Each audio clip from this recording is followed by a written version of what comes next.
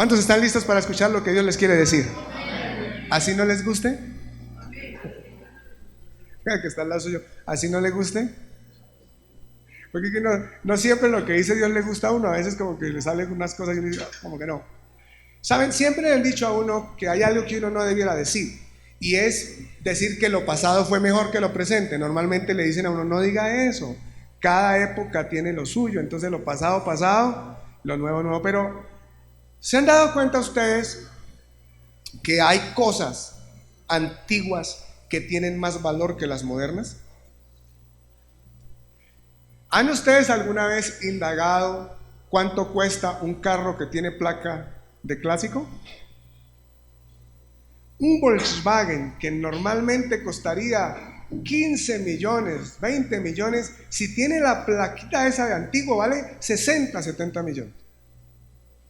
Pero si llega a ser un Ford Mustang o un Camaro, ya la cosa sube más.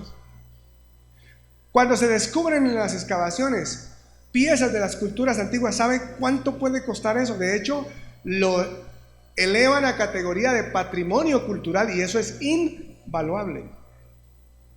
Ciertos cuadros valen. Muchos de los hermanos que están aquí todavía tienen en sus casas isabelinas.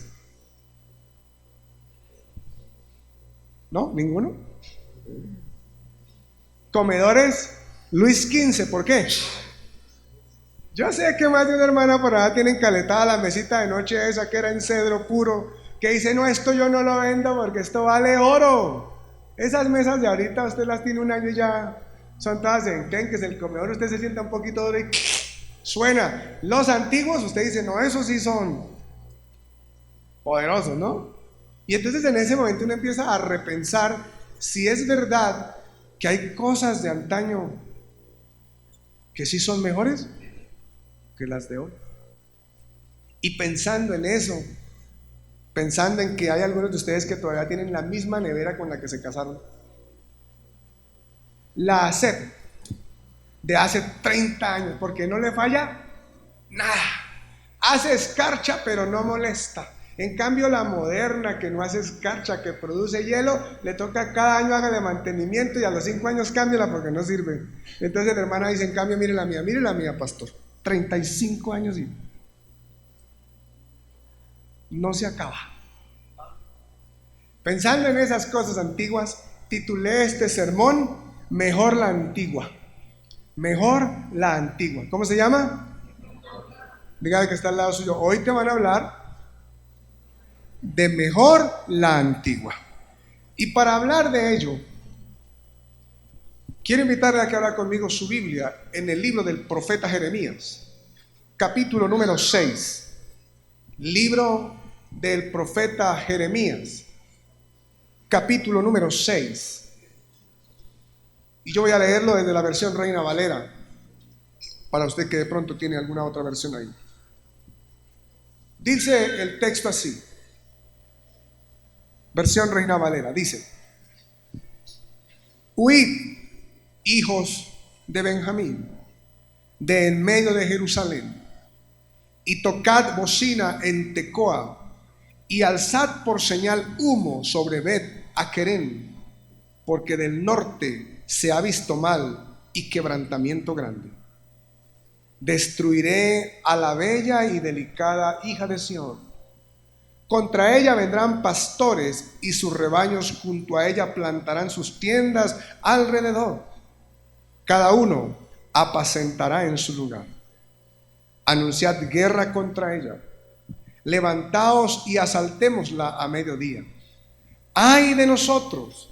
Que va cayendo ya el día, que las sombras de la tarde se han extendido.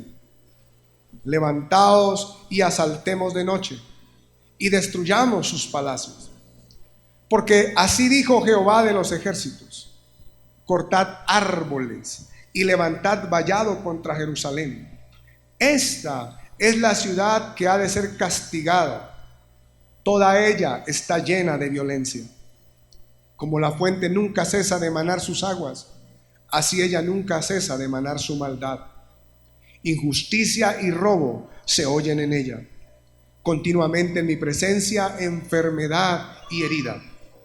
Corrígete, Jerusalén, para que no se aparte mi alma de ti, para que no te convierta en desierto, en tierra inhabitada. Así dijo Jehová de los ejércitos: del todo rebuscarán como a vid el resto de Israel. Vuelve tu mano como vendimiador entre los sarmientos. ¿A quién hablaré y amonestaré para que oigan? He aquí que sus oídos son incircuncisos y no pueden escuchar. He aquí que la palabra de Jehová les es cosa vergonzosa y no la aman.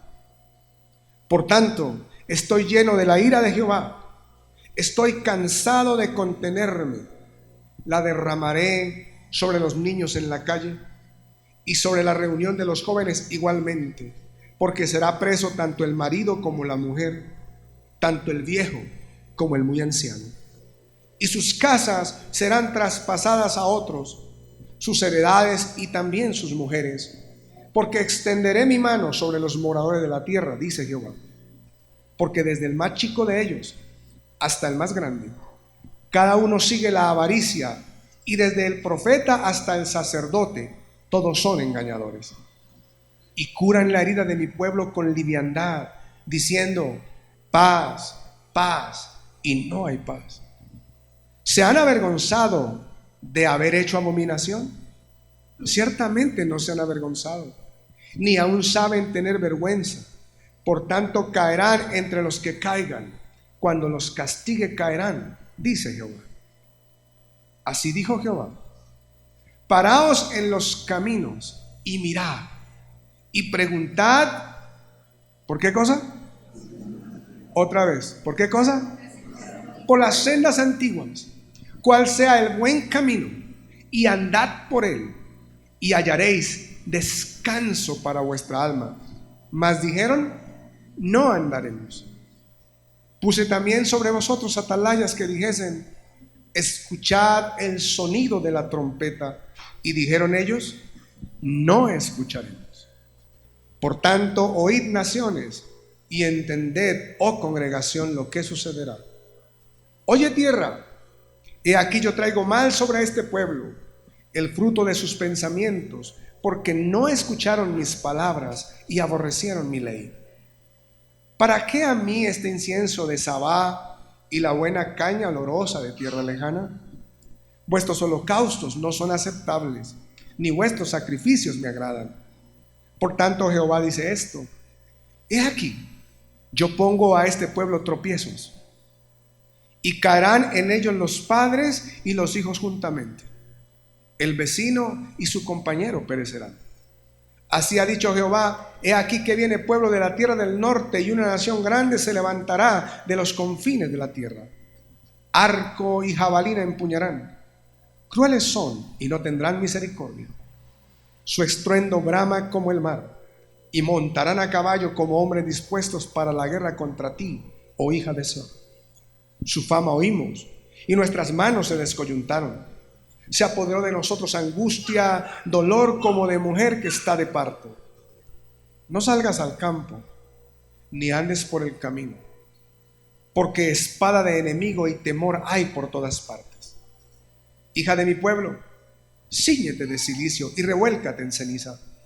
Ponte luto como por hijo único, llanto de amarguras, porque pronto vendrá sobre nosotros el destruidor. Por fortaleza te he puesto en mi pueblo, por torre. Conocerás pues y examinarás el camino de ellos. Todos ellos son rebeldes, porfiados, andan chismeando, son bronce y hierro. Todos ellos son corruptores. Se quemó el fuelle, por el fuego se ha consumido el plomo. En vano fundió el fundidor, pues la escoria no se ha arrancado. Plata desechada los llamarán, porque Jehová los desechó. ¿Qué texto? Ninguno se alegró leyéndolo, ¿no? Porque uno dice: no, después de eso, después de leer eso, uno queda como con cierto sustico que lastimosamente hoy se ha perdido, y por eso a veces andamos como andamos. Pero bueno, mejor la antigua, para ponerle a esto una cara diferente. Diga conmigo: mejor la antigua. Y quiero comenzar diciendo, amados hermanos, las sendas de Dios siempre han sido, son y serán las mismas. Voy a repetirle eso.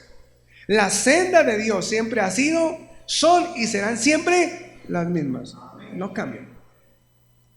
El profeta Jeremías profetiza en uno de los momentos más oscuros de la historia de Israel. Y cuando uso el término oscuro, estoy diciendo que es un momento tan denso en su penumbra que no había diferencia entre un creyente y un impío. La descripción que acabamos de leer no es del pueblo impío, es del pueblo de Dios. Si lo trajéramos a hoy, estaríamos describiendo ¿a quién? A la iglesia. Si lo trajéramos a hoy. Un pueblo que se había vuelto idólatra, cínico, violento, rebelde, mentiroso, burlador de Dios y de su palabra, sordos para con Dios, injustos, y por todo lo anterior se habían vuelto irreconocibles. Si yo defino con estas palabras un cristiano moderno, ¿usted qué dice?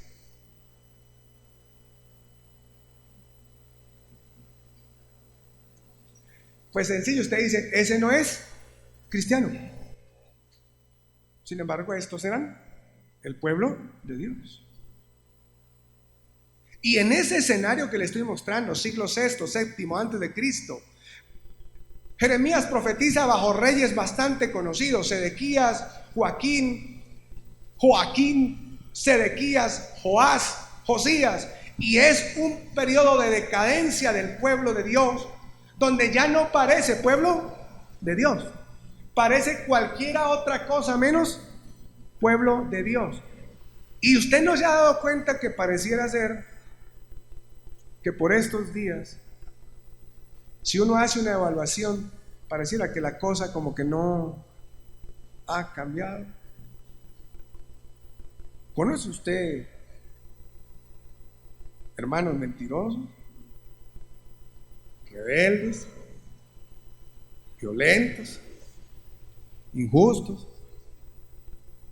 que tienen un portafolio de dioses? Bueno, este era el pueblo de Israel.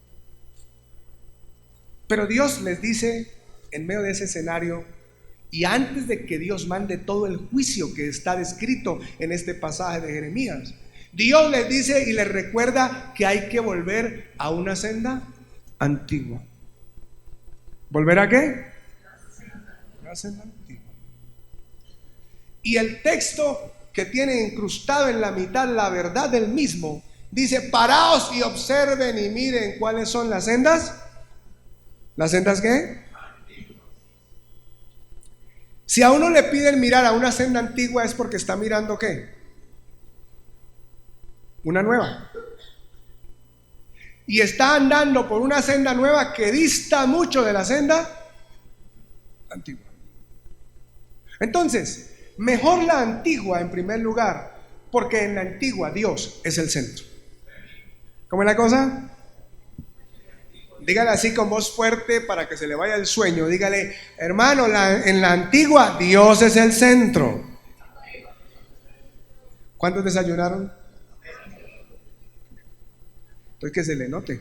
Dígale que está la otra vez duro, dígaselo gritadito, dígale: en la antigua Dios es el centro. Miren lo que dice el texto, miren qué curioso. El texto dice: porque así dijo Jehová de los ejércitos, cortad árboles y levantad vallado contra Jerusalén.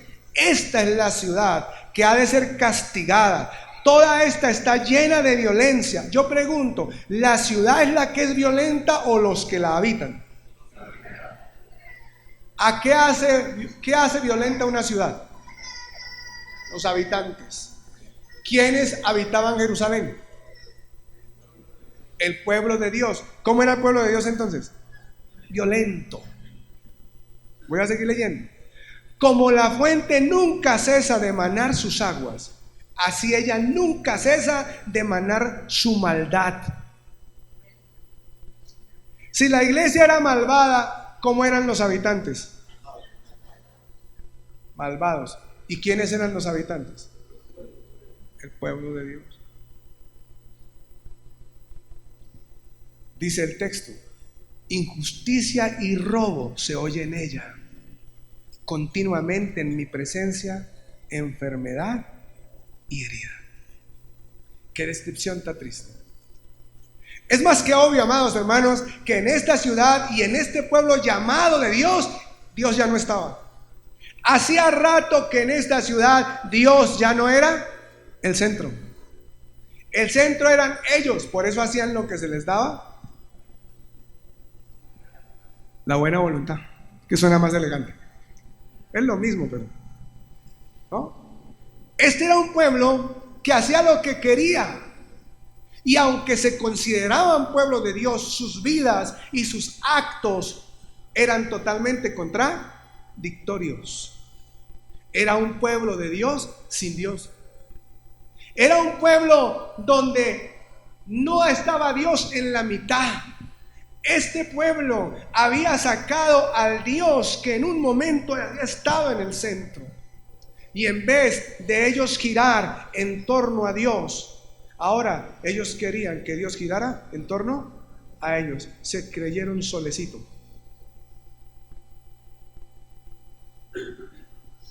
¿Sabe, amado hermano? Yo creo que hoy más que nunca se hace inobjetable que volvamos a esta senda donde Dios sea el centro. ¿Sabe? La iglesia de Dios no puede seguir creyendo en un Dios sirviente. Debe volver a creer en un Dios al cual servimos. Porque el problema de hoy, la iglesia moderna, es que cree en un Dios que se postra entre ellos. Pero amado hermano, nosotros no tenemos un Dios que se postra entre nosotros. Somos nosotros los que nos postramos ante Él. No podemos seguir creyendo en un Dios que hace nuestra voluntad. Es necesario volver a creer en un Dios que pide que hagamos su voluntad. No podemos seguir pensando en un Dios para quien nosotros somos los importantes. No, el importante es Él. No podemos seguir creyendo en un Dios que está obligado a hacer lo que nosotros queremos. Tenemos que volver a creer en un Dios que hace lo que a Él le parece. Se hace urgente hoy más que nadie que volvamos a poner a Dios en el centro de nuestras vidas y no nosotros en el centro de la vida de Dios. Se hace necesario, amada iglesia, que volvamos a creer que nosotros nos debemos a Dios, no Dios a nosotros. Es urgente, amado hermano, que usted vuelva a girar en torno a Dios. Todo por Él y para Él. Jesucristo, el Hijo de Dios, es el ejemplo más claro de ello. Todo lo que Jesús hacía era en función de su Padre. Pero yo le pregunto a usted con honestidad, ¿usted sí cree que la iglesia de hoy, con todo lo que usted y yo vemos y sabemos, usted sí cree que la gente gira en torno a Dios? Es un gran problema. Y por eso yo hoy vine a decirle, hermano, es bueno que usted y yo volvamos a hacer de Dios el centro de todo. Es necesario, es urgente que hoy realmente el que importe sea Él. ¿Sabe, amado hermano? Usted ve hoy gente que se enoja con Dios y no quiere servirle porque no le contestó el milagrito. Parece que Dios fuera el sirviente de ellos. Cada vez que una persona pelea con Dios porque no hace lo que quiere, es porque ella es el centro, no Dios. Cuando Dios es el centro, uno lo que dice es: Señor, lo que tú quieras está bien. Si no fue, no fue, Señor, aquí seguimos, porque Él es el centro. ¿Sabe? La gente hoy va a las iglesias porque le ofrecen muchas cosas, no por lo que Dios demanda. Es más, a la gente no le gusta que se le predique sobre las demandas de Dios. ¿Qué es lo que anda buscando la gente?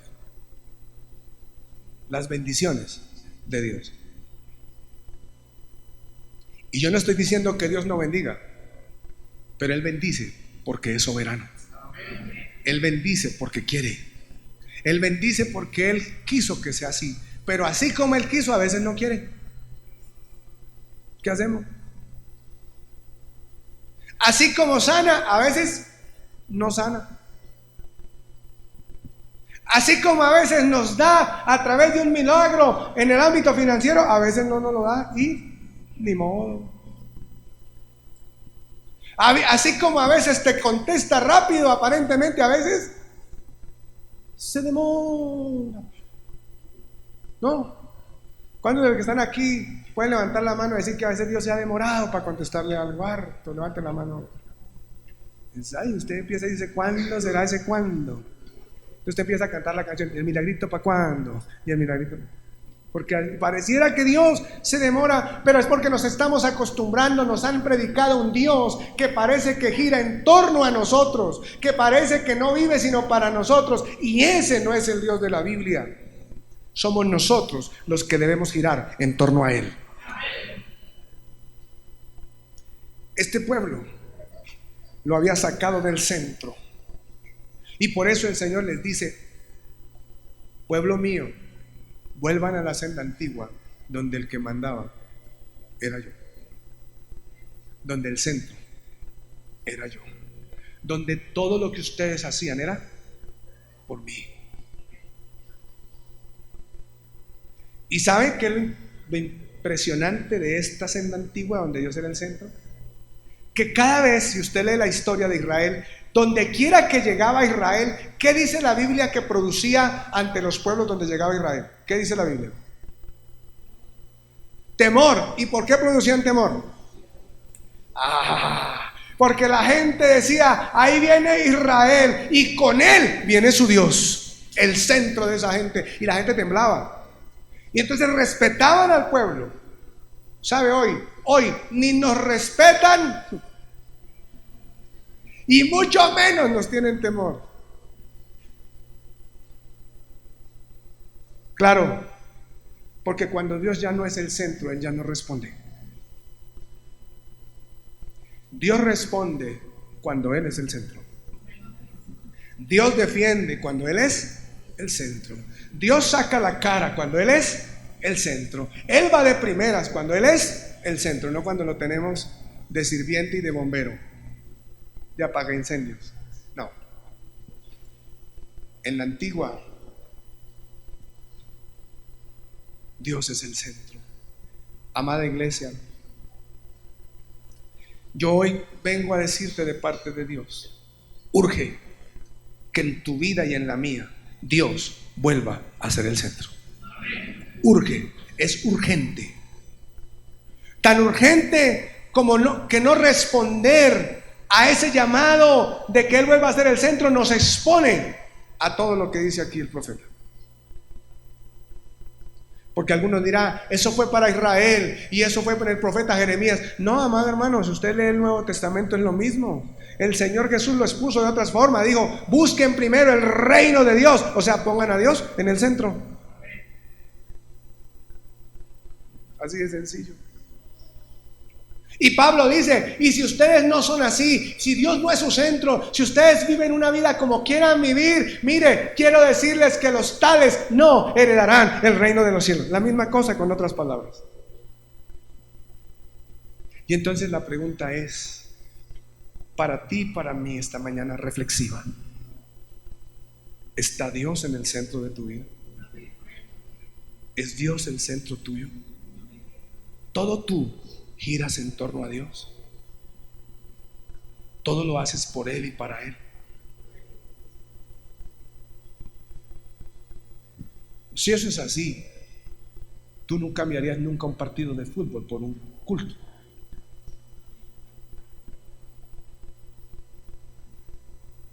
No cambiarías una ciclovía por una mañana de oración. ¿Qué pasó con los amenes?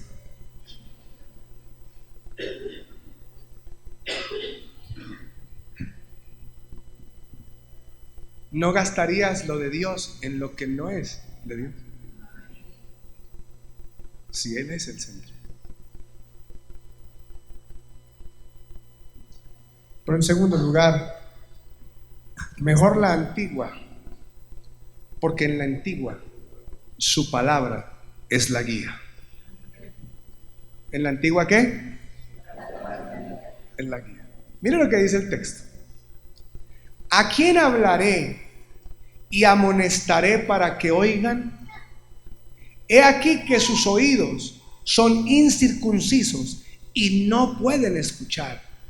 He aquí que la palabra de Jehová les es cosa vergonzosa, no la aman. A todas luces, hacía ya tiempo que para este pueblo la palabra de Dios ya no era la guía, pero con un agravante, y es que el texto dice que no solamente ya la palabra no los guiaba, sino que se avergonzaban de la palabra.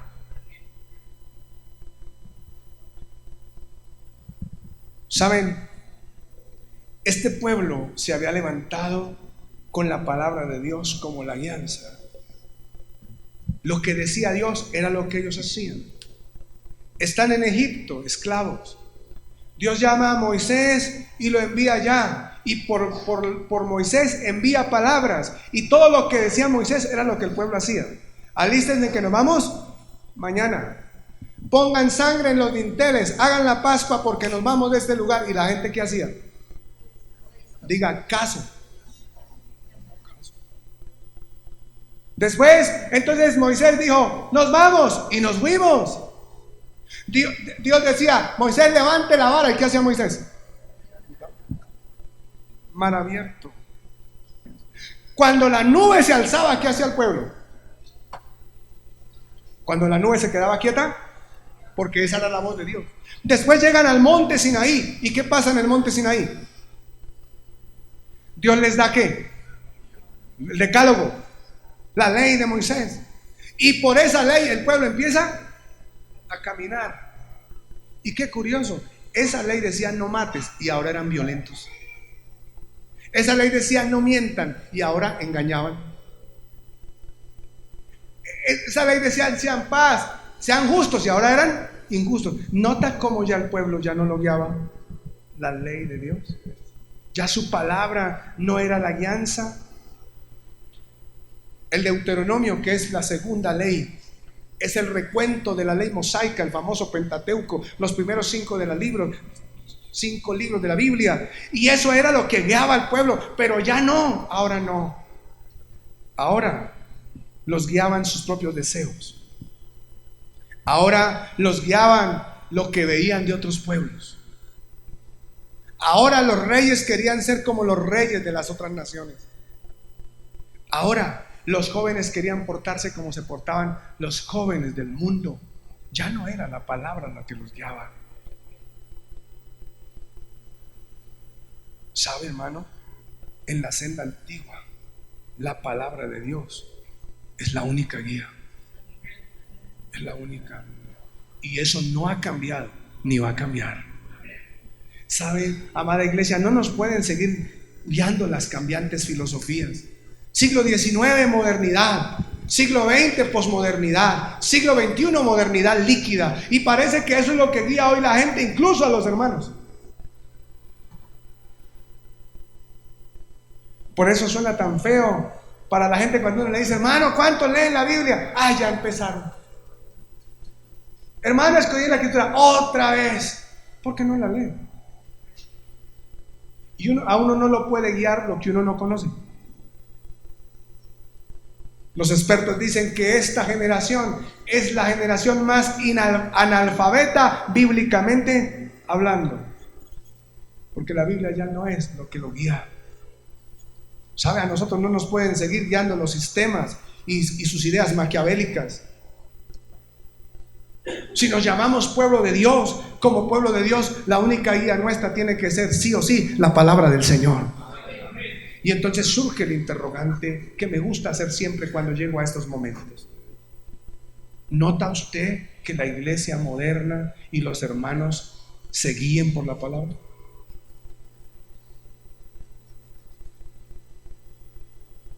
Cuando usted habla con su hermano, ¿nota que lo guía la palabra del Señor?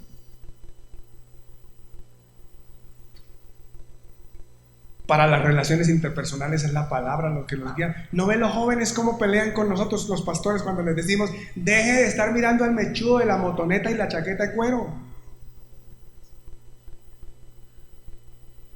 Y que la palabra dice que no se une en yugo desigual. ¿Y qué dicen los jóvenes? No, es que en la iglesia no hay nada bueno. Si yo fuera una hermana de la iglesia me sentiría insultada. O si yo fuera un chico de la iglesia me sentiría insultado. ¿Cómo que no hay nada bueno? Entonces, lo que hay que... Aquí hay niñas muy buenas, porque están completas en primer lugar. Es como yo defino bueno, ¿no? O sea, algo bueno es que está completo. Y yo no, aquí ninguna está incompleta. Y si estuviera, pues de todas maneras, algo se hace, ¿cierto? Sí, pues, algo se hace.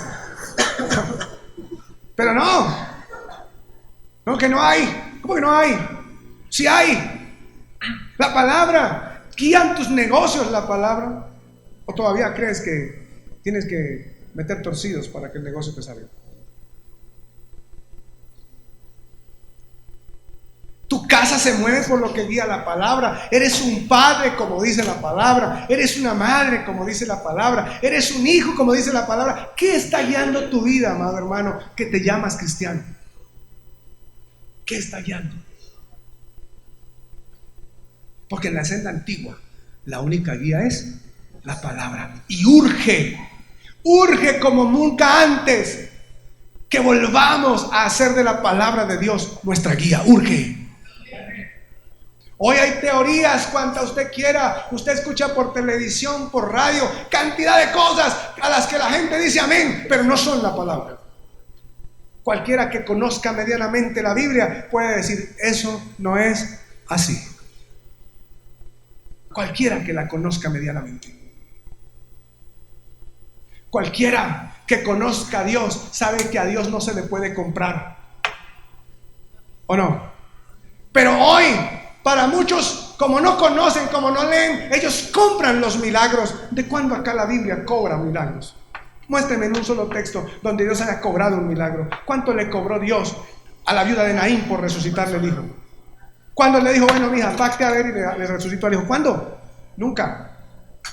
Pero ¿sabe por qué pasa todo eso? Porque ya no es la palabra de Dios lo que nos guía, sino la moda. La ola que se levanta aquí, la ola que se levanta allá. No la palabra. Y a este pueblo le pasó lo mismo. La palabra de Dios dejó de guiarlo. Entonces ahora los guiaban los sistemas de los pueblos que estaban alrededor. Se habían vuelto tan injustos como ellos. Y sabe, amado hermano, hoy es triste saber que hay hermanos que rigen su vida por lo que dice una canción, por lo que dijo X persona, pero no por lo que dice la palabra del Señor. Por eso se hace necesario que usted, que se llama cristiano, vuelva a hacer que la Biblia sea la que guíe su vida. Que la palabra de Dios. Por eso yo hoy lo animo, hermano, ame la palabra. No se avergüence de ella, léala, escudriñala. ¿Cuándo fue la última vez, amado hermano, que un texto de la Biblia te puso de rodillas? Te llevó a las rodillas a orar, a levantar las manos, a pedir perdón a Dios. ¿Cuánto hace que la palabra de Dios te confrontó de tal manera que dijiste, no puedo seguir así? ¿Cuándo fue la última vez? Porque es que parece que hoy todo es tan motivacional. Tú puedes, adelante, progresa. Y no estoy diciendo que esté mal que progreses. Lo que estoy diciendo es, y en ese progreso, la palabra de Dios es la guía.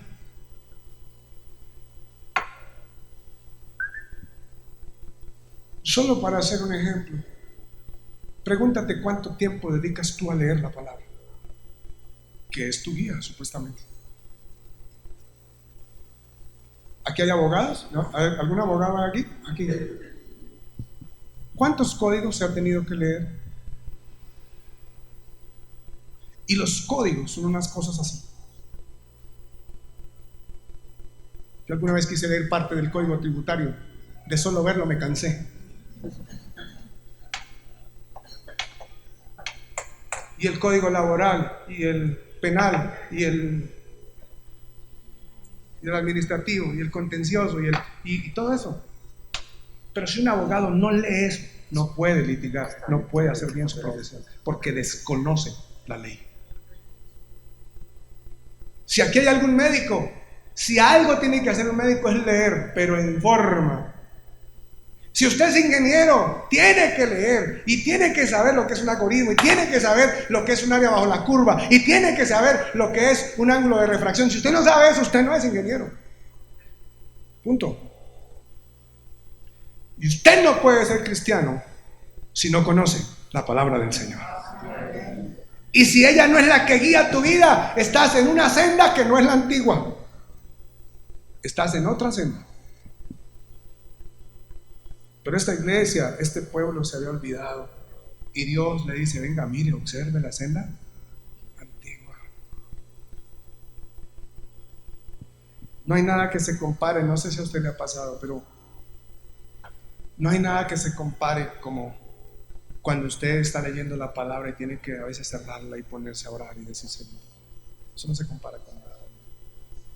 Cuando usted siente que la palabra de Dios lo quebranta en lo profundo. Pero para eso hay que leerla y hacer que ella sea nuestra guía. Aquellos tiempos donde cuando uno le ofrecía a alguien, le decía, no, qué pena, yo a eso no recamino porque la palabra dice que no. Ahora nos da hasta pena hablar de eso. Nota que el texto dice que se avergonzaban de la ley de Dios.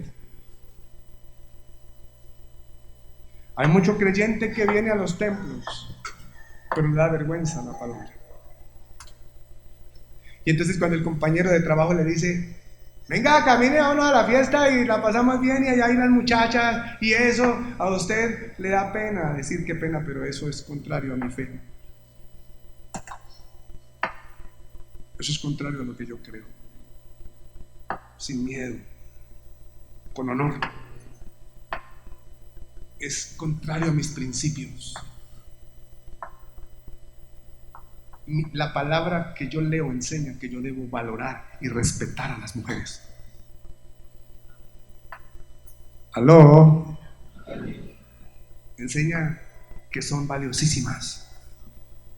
La palabra que yo leo me dice que la mejor propuesta que yo le puedo hacer a una mujer no es ir a dormir con ella. Si es que quiero algo con ella, la palabra me enseña que lo mejor que puedo proponerle es que se case conmigo. Pero no,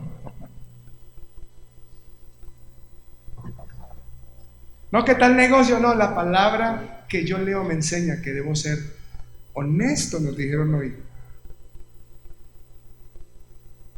Por eso no me pida que le pague para que me dé el negocio, porque eso es contrario a lo que la palabra que me guía me enseña. Si Dios me va a dar ese negocio a usted, así usted no me lo quiera dar, lo que es mío, Dios me lo va a dar.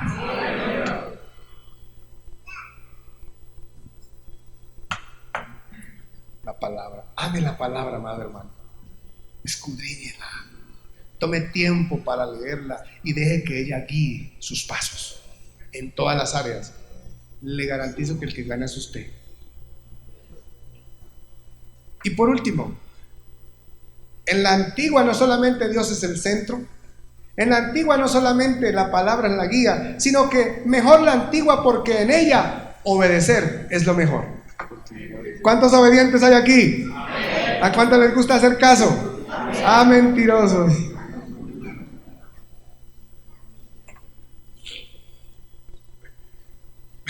Mira lo que dice el texto. Mas dijeron, no andaremos. Puse también sobre ellos atalayas que le dijesen escuchar el sonido de la trompeta, y dijeron ellos, no escucharemos. Y noté esto: oye tierra, he aquí yo traigo mal sobre este pueblo, el fruto de sus pensamientos, porque no escucharon mis palabras y aborrecieron mi ley. No solamente esta gente había sacado a Dios del centro, no solamente habían hecho de su palabra algo que no valía, sino que se habían vuelto desobedientes, rebeldes, duros de servir. Se habían vuelto como esos hijos a los que usted les dice algo y responden, ¿qué? No, este sí molesta, tan cansado, así. Se han vuelto así. Esos hijos que usted les dice, ¿qué hubo? Y ellos dicen, ya voy, y nunca van. Ya vengo y nunca vienen. Que creen que saben más que el papá. Así se han vuelto estos. Creían que sabían más que Dios y ya no obedecían. Se han vuelto desobedientes en el más alto grado, en grado superlativo. Se han vuelto desobedientes y rebeldes. Su cinismo ya no tenía límites. No les importaba obedecer. Lo que Dios decía no les importaba. Y digo yo que a veces cualquier parecido hoy es pura coincidencia. Porque curiosamente su pastor se desgasta preparando un sermón que es para bendecir su vida y le habla ese día sobre las finanzas, o le habla ese día sobre la familia, o le habla ese día sobre el trabajo, o le habla ese día sobre servicio, o le habla ese día sobre el proyecto de vida, y usted sale a la calle a hacer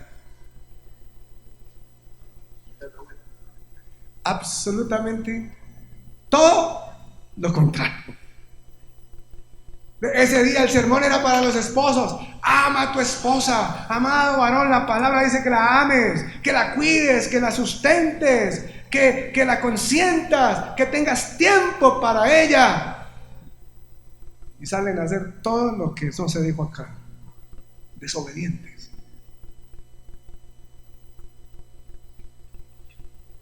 Y yo pregunté esto en otro escenario: si pudiéramos calificarnos como iglesia, ¿qué tan obedientes somos? ¿Cuál sería la calificación de buena iglesia?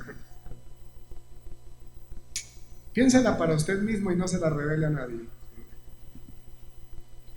Si el Señor Jesús se te parara al frente y te dijera: hijo, cuéntame tú qué tan obediente eres a mí, ¿cuánto crees que es tu calificación? ¿Qué le dirías?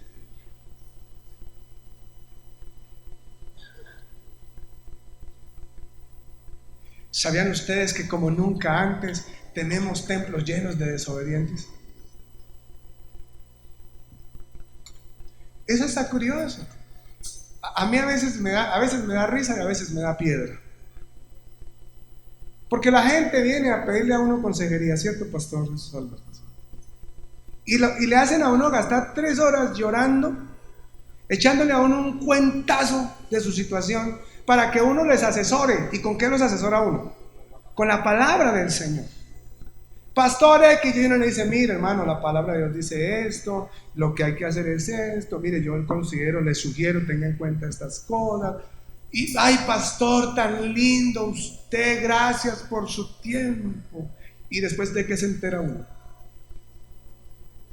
De que salieron y no hicieron absolutamente nada. Desobedientes. No al pastor, a Dios y su palabra. Yo pregunto algo, hermano. ¿Usted sabe quién gana siendo obediente? Obedecer a Dios no es por Dios, es por nosotros. Si Dios me dice a mí que trate bien a mi esposa, ¿Dios gana algo? El que duerme con mi esposa soy yo, no Dios. El que puede disfrutar de las mieles del amor con ella soy yo, no Dios. Dios no es el que le da besos, soy yo. Dios no gana nada. Pero si yo no obedezco, ¿quién pierde? ¿Dios? Pierdo yo. Yo soy el que pierdo. Si Dios me habla respecto de ser padre y me da elementos para hacerlo y no obedezco, ¿Dios pierde algo? No, no pierde nada, pierdo soy yo.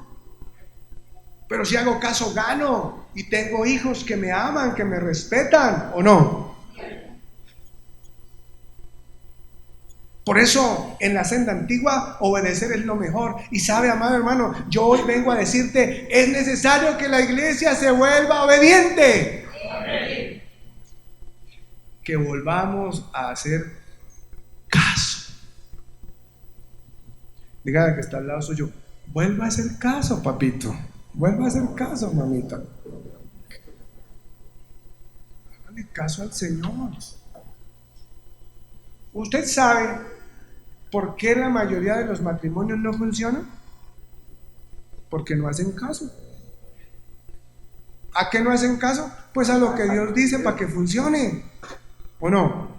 Pregunto, ¿será que si un hombre está dispuesto a amar a su esposa hasta el punto de morir por ella, la esposa no se le sujeta? ¿Para dónde hay que coger? ¿Ya o no? Un marido que es capaz de morir por su mujer dice, diga, ¿para dónde vamos? Ya le hago. Pues claro. Pero si hay un esposo que en vez de morir por su esposa la mata, porque la Biblia dice es que el marido debe morir por la esposa. ¿Y qué hacen los esposos modernos? No mueren por la esposa, matan a la esposa. Y es que matar es tan fácil. Ah, pastor, pero esos eran los inconversos. No, la mayoría de los que nosotros atendemos en consejería no son inconversos, son creyentes que no hacen lo que Dios dice, que tienen su propia versión. Por eso es necesario volver a obedecer. Y recuerde, Jesucristo, el Hijo de Dios, es ejemplo de todo. Si había alguien para quien Dios era el centro mientras fue humanado, Cristo hecho hombre fue su Padre. Dios era el centro de su vida y ministerio. Jesús decía, las palabras que yo hablo, no las hablo por mi propia cuenta, sino las palabras que mi Padre habla, esas son las que yo hablo. ¿Sí ven? La palabra es la guía de Jesús. Y nadie más obediente que Jesús. ¿Qué dice la Biblia? Jesús obediente ¿hasta qué? Hasta la muerte, y muerte de cruz. El Jesús hombre, el Jesús humanado, es el ejemplo más claro de la senda antigua. Porque Jesús, el Hijo de Dios, sabía que la senda de Dios nunca ha cambiado. Los hombres la han querido cambiar. Los púlpitos la han querido cambiar, los ministerios la han querido cambiar, pero la senda de Dios nunca ha cambiado, es esta misma. En la senda de Dios siempre Él ha sido y tendrá que ser el centro. En la senda antigua, en la senda de Dios, su palabra es la única guía, y en la senda de Dios obedecer es lo mejor. Eso no va a cambiar jamás. No importa lo que se diga y quién lo diga, esa es la senda, y esa es la senda que urge que la iglesia vuelva. Es la senda que urge que la iglesia vuelva a tomar. La iglesia de este siglo, hermano, está caminando por otras sendas. Y lo más tremendo es que creen que esa es la senda verdadera. El pueblo de Dios de la época de Jeremías también creía que era verdadera. ¿Saben qué hacían con el profeta? Y con esto termino. Le decían, háblenos, háblenos. Nos gusta que nos hablen. ¿No le parece mucho a lo que pasa hoy? Háblenos, díganos. ¿Y sabe qué hacían después? Se reían. Ay, ese tan profeta tan chistoso que es que Dios nos va a castigar. Si Dios es amor.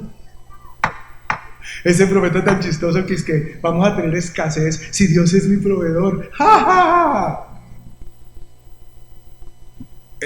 Jeremías terminó el sermón. ¿Y saben qué pasó? Apareció Nabucodonosor con su imperio babilónico. Y todo lo que el profeta dijo, todo se cumplió. Dios es tan lindo que advierte las cosas. Se lo dijo al pueblo antes de que pasara. Y hoy se están levantando voces alrededor del mundo que están diciendo esto mismo, para que la iglesia vuelva y se levante como tiene que levantarse, para que deje de estar dependiendo tanto de factores externos y vuelva a depender del único que debemos depender nosotros, que se llama Jehová Dios de los ejércitos. El único.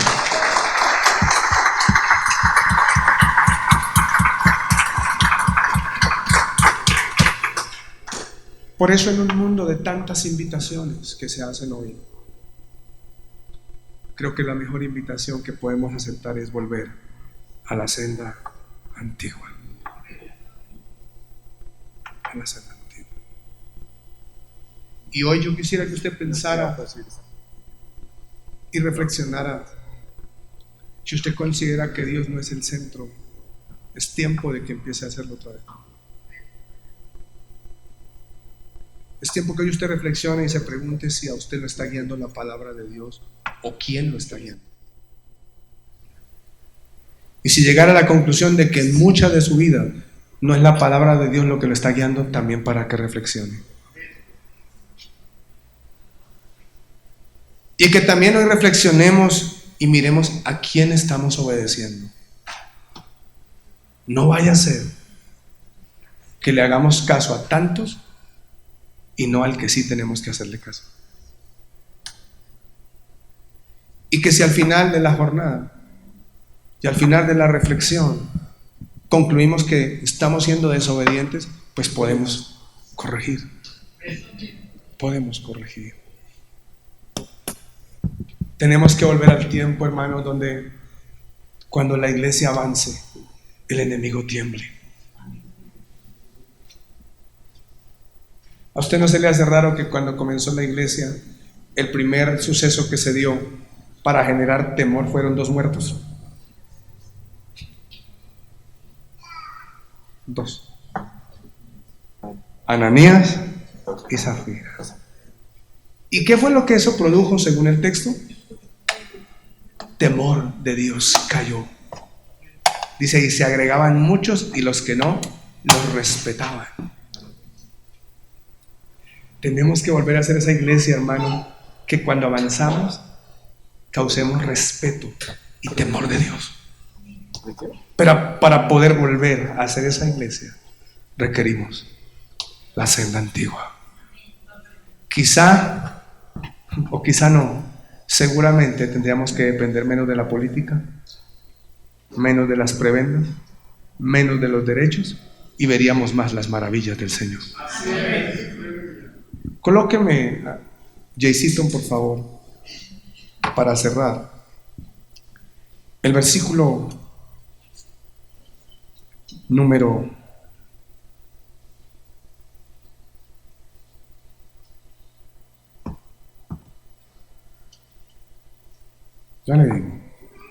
16. Este es el centro, es el corazón de este texto. Léalo conmigo. Así dijo Jehová: paraos en los caminos y mirad y preguntad por las sendas antiguas, cuál sea el buen camino, y andad por él. Y lea fuerte eso: y hallaréis descanso para vuestra alma.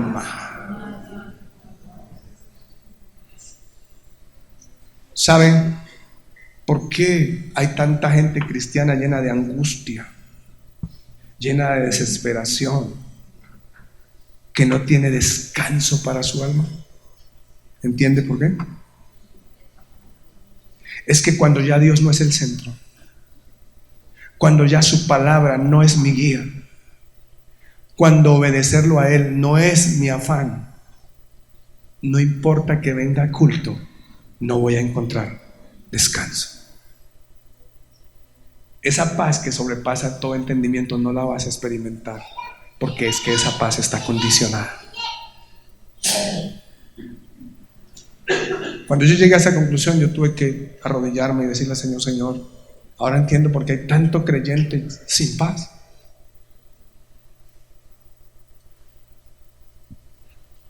Por eso no hay descanso.